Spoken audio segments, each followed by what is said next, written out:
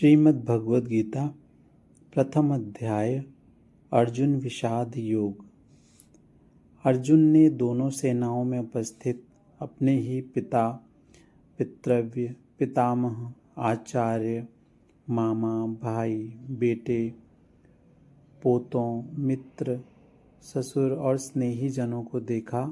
उन सभी बंधुओं को वहां अवस्थित देखकर अर्जुन अत्यंत करुणायुक्त होकर विषाद करते हुए बोला, हे कृष्ण, युद्ध की इच्छा से यहाँ एकत्र हुए इन स्वजनों को देखकर मेरे सब अंग शिथिल हो रहे हैं और मुख सूखा जा रहा है।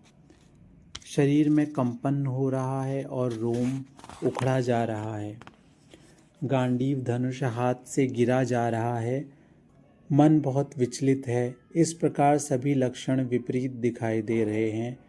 मैं क्या करूं? इन स्वजनों को युद्ध में मारकर मुझे अपना कल्याण दिखाई नहीं देता। हे कृष्ण, मुझे न विजय की आकांक्षा है, न राज्य और सुख की आकांक्षा है। हे गोविंद, हमें राज्य से क्या लेना देना और क्या भोगों से ही लेना। व्यक्ति के लिए सर्वाधिक वांछित जीवन होता है, उससे भी अब क्या प्रयोजन रह गया है। जिनके लिए हमने राज्य, भोग व सुख चाहा, वे ही सब लोग जीवन एवं संपत्ति की आशा त्याग कर युद्ध के लिए सम्मुख खड़े हुए हैं। हे मधुसूदन, आचार्य, बड़े बूढ़े, दादा, मामा, पुत्र, पौत्र तथा अन्य संबंधी विरोधी पक्ष में सामने खड़े हैं। त्रिलोकी का राज्य मिले तो भी मुझे मारने के लिए तत्पर हुए इनको मैं नहीं मारना चाहता हूँ। फिर पृथ्वी के राज्य की तो बात ही क्या करूँ। इन धृतराष्ट्रों को मारकर हमारा कौन सा प्रिय सिद्ध होगा। इन आतताइयों को मारकर तो हमें पाप ही लगेगा।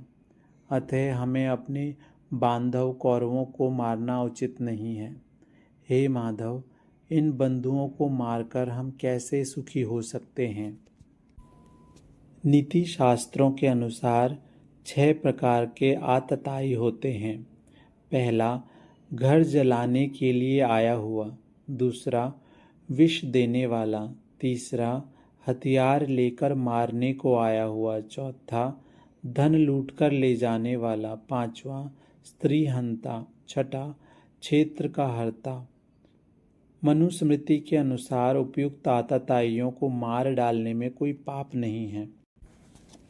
लोभ से जिनकी बुद्धि नष्ट हो गई है, उन्हें कुल के नाश से होने वाला दोष तथा मित्रद्रोह में होने वाला पाप दिखाई नहीं देता, किंतु कुल के नष्ट होने का दोष हमें तो स्पष्ट दिखाई दे रहा है माधव। अतः हे जनार्दन, कुल नाश से उत्पन्न होने वाले दोषों को देखने वाले हमारे द्वारा इस पाप से निवृत्त होने को क्यों न समझा जाए। कुल नष्ट होने से सनातन कुल धर्म भी नष्ट हो जाते हैं और कुल धर्म नष्ट होने पर संपूर्ण कुल को अधर्म दबा लेता है। अधर्म के द्वारा धर्म के दब जाने से कुल की स्त्रियां पथभ्रष्ट होकर दूषित हो जाती हैं। वर्णों का यह संकर कुल घातकों तथा कुल को नरक में ले जाने का कारण बनता है। इस प्रकार पिंडदान और तर्पण आदि व्यवहारों के लुप्त होने से पितरगण पतित हो जाते हैं। वर्ण संकर कारक कुल घातियों के इन दोषों के द्वारा सनातन कुल धर्म और जाति धर्म नष्ट कर दिए जाते हैं। जिनका कुल धर्म उच्छित हो गया है, ऐसे मनुष्यों का निश्चित ही नरक में वास होता है। ऐसा हम सुनते आ रहे हैं माधव। इसकी अपेक्षा मेरा अधिक भला तो इसी में होगा कि शस्त्र हाथ में लिए हुए ये धृतराष्ट्र के पुत्र प्रतिकार ना करने वाले मुझ शस्त्रहीन को युद्ध में मार डालें। संजय उवाच। संजय कहते हैं, हे धृतराष्ट्र, इतना कहकर अर्जुन रणभूमि में धनुष बाण त्याग कर शोक से व्याकुल मन वाला होकर रथ के मध्य में बैठ गया। युद्ध में रथी के खड़े रहकर ही युद्ध करने की प्रणाली थी। यह श्री कृष्ण के लिए स्पष्ट संकेत था कि मोहग्रस्त अर्जुन स्वजनों की हत्या की संभावना, शोकाकुल और युद्ध से विरत हो गया। श्रीमद् भगवद गीता का यह प्रथम अध्याय हमें यह संदेश देता है। श्री कृष्ण और अर्जुन का यह संवाद युद्ध भूमि कुरुक्षेत्र में हुआ था, जहाँ कौरव और पांडव सेनाएं एक दूसरे के आमने सामने खड़ी थी।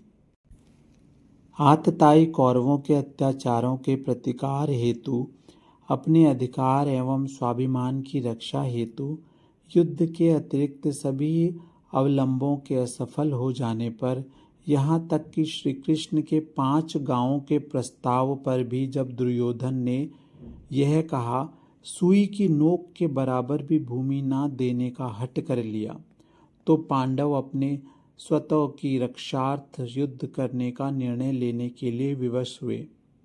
कौरवों ने पांडवों को कितना दुख दिया, उन पर अत्याचार किया, उनके अधिकारों का हनन किया और जन्मांध धृतराष्ट्र के पुत्र मोह ने दुर्योधन के कुकर्मों को क्षय दिया। इन सब का महाभारत में विस्तृत वर्णन है। इन सब घटनाओं के संदर्भ में पांडवों का युद्ध का निर्णय अपने अस्तित्व एवं व्यापक धर्म की रक्षार्थ न्यायोचित निर्णय था। युद्ध स्थल में अर्जुन यह सोचकर मोहग्रस्त हो जाता है कि जिन पितामह भीष्म की गोद में वह पलकर बड़ा हुआ, जिन गुरुजनों ने उसे अस्त्र शस्त्र की शिक्षा दी, उसके मामा शल्य तथा और भी कई बंधु बांधव मित्र, वह उनके विरुद्ध शस्त्रों का प्रयोग करेगा, उन्हें मारेगा। यह सब सोचकर वह स्वयं जीना नहीं चाहता। भले ही आतताई कौरव उसे निशस्त्र पाकर मार डालें, पाप और पुण्य, स्वर्ग और नरक के चक्कर में वह किम कर्तव्य विमूढ़ हो जाता है। हथियार डालकर युद्ध न करने का निश्चय कर रथ में बैठ जाता है। यह विश्व संघर्षमय है। यहाँ पग पग पर व्यक्ति को संघर्ष करना पड़ता है। अपने अधिकारों के साथ साथ इस सामाजिक प्राणी को अपने समाज, राष्ट्र एवं समस्त प्राणी समुदाय के प्रति भी अनेक कर्तव्यों का निर्वहन करना पड़ता है। मनुष्य इस धरा का सर्वश्रेष्ठ प्राणी है। अन्य प्राणी या योनियां तो भोग योनियां हैं। उन्हें जो कुछ प्रकृति प्रदत्त सुविधाएं प्राप्त हैं, उन्हीं के अनुसार वे जीने और व्यवहार करने के लिए बाध्य हैं। पर मनुष्य के बारे में ऐसा नहीं कहा जा सकता। मनुष्य चिंतनशील प्राणी है। वह कर्म करने में स्वतंत्र है। वह अपने जीवन को उन्नत भी। व्यक्ति को अपने अधिकारों एवं कर्तव्यों में संतुलन बनाना होता है। कई बार 2 कर्तव्यों में भी टकराव हो जाता है। उस समय यह निर्णय करना महत्वपूर्ण हो जाता है कि वह किस कर्तव्य को महत्व दे। प्रायः व्यक्ति मोह के वशीभूत हो गलत निर्णय ले लेता है और मानसिक संतुलन खो देता है। कई बार अर्जुन सदृश योद्धा भी किम कर्तव्य विमूढ़ हो जाता है। अर्जुन भी तो यहाँ किम कर्तव्य विमूढ़ तथा मोहग्रस्त हो गया। ऐसे में श्री कृष्ण का गीता उपदेश ही उसके अपने कर्तव्य के सही निर्धारण में सहायक होगा। अर्जुन ही क्यों, प्रत्येक व्यक्ति के लिए गीता एक जीवन दर्शन है।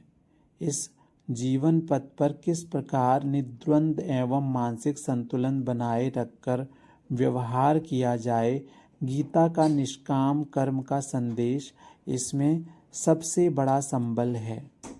यहाँ श्रीमद् भगवद गीता का प्रथम अध्याय, जिसे हम अर्जुन विषाद योग से जानते हैं, वह पूर्ण हुआ। इसके पश्चात द्वितीय अध्याय सांख्य योग आएगा, जिसे हम अगले पाठ में पढ़ेंगे।